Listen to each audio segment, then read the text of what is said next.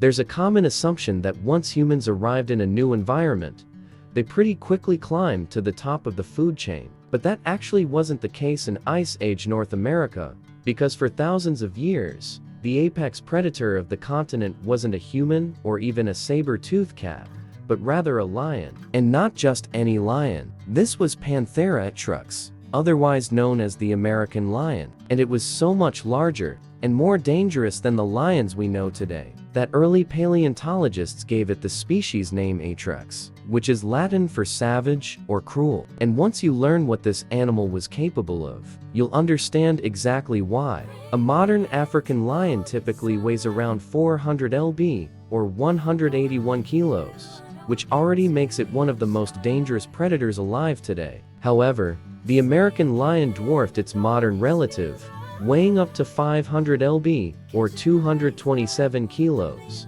with some estimates pushing certain individuals closer to 550 lb, or 249 kilos, making it roughly 25% larger than the biggest lion you'd find on the African savanna today. It also stood taller at the shoulder and had noticeably longer, built for covering serious ground at high speed.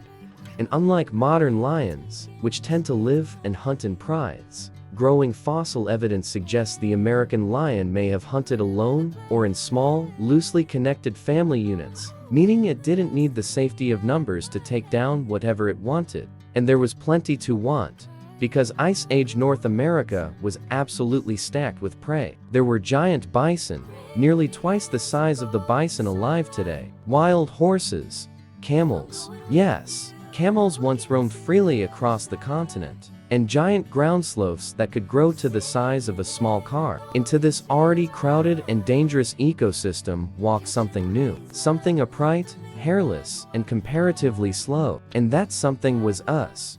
It's worth remembering that early humans arriving in the Americas weren't stepping into a world where they were automatically the dominant species. They were the new arrivals in an ecosystem that already had elite predators fighting for territory. Dire wolves hunted in coordinated packs. Short-faced bears stood over 11 feet, or 3.3 meters, tall on their hind legs, and were fast enough to outrun a modern racehorse in a sprint. And saber-toothed cats waited in ambush with canines up to 7 in or 18 centimeters long, built specifically to punch through hide and bone. And above nearly all of them sat the American lion.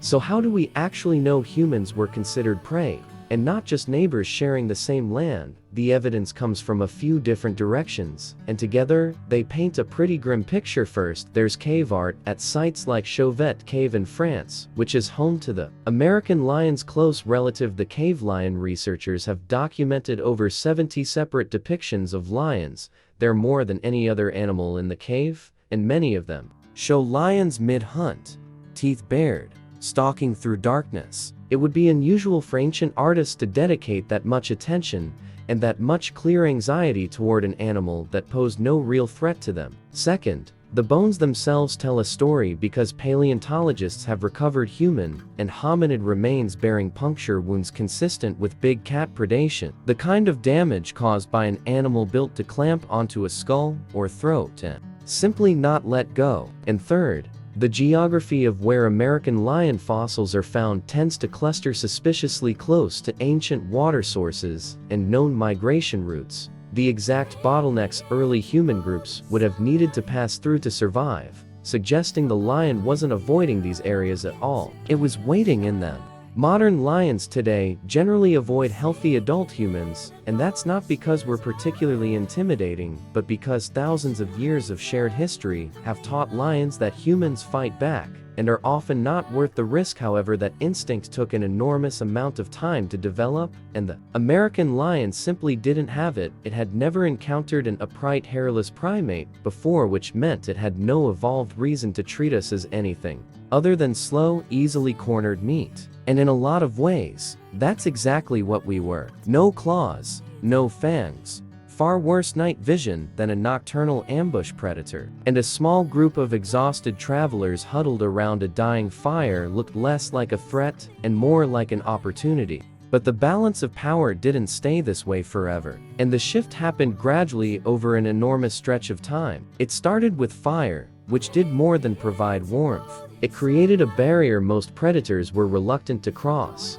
giving human groups the one resource they desperately needed, which was uninterrupted sleep.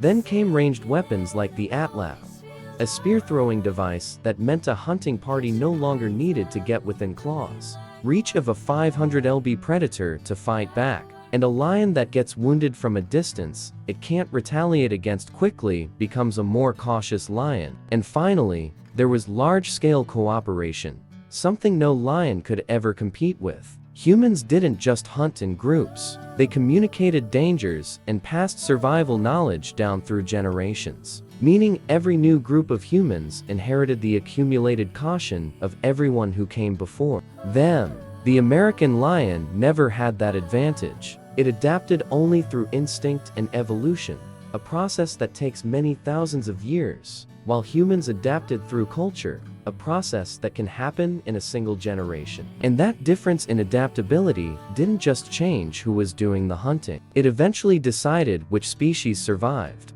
Around 11,000 years ago, the American lion disappeared entirely alongside saber-toothed cats, short-faced bears, and dozens of other Ice Age giants in a mass extinction event that paleontologists still debate the exact cause of, with theories ranging from rapid climate change to habitat loss to the growing efficiency, increasingly well-armed and organized human hunters, and whatever the true cause turned out to be, the outcome is impossible to ignore. The animal that once treated early humans as easy prey did not survive the world those humans went on to build. So the next time you see a modern lion resting lazily in a nature documentary, it's worth remembering that its Ice Age cousin once stalked our ancestors through the dark, and for thousands of years, it usually won. Humans didn't begin this story as the planet's apex predator. We fought our way there, one fire, one weapon, and one generation at a time. Thanks for watching, and until next time.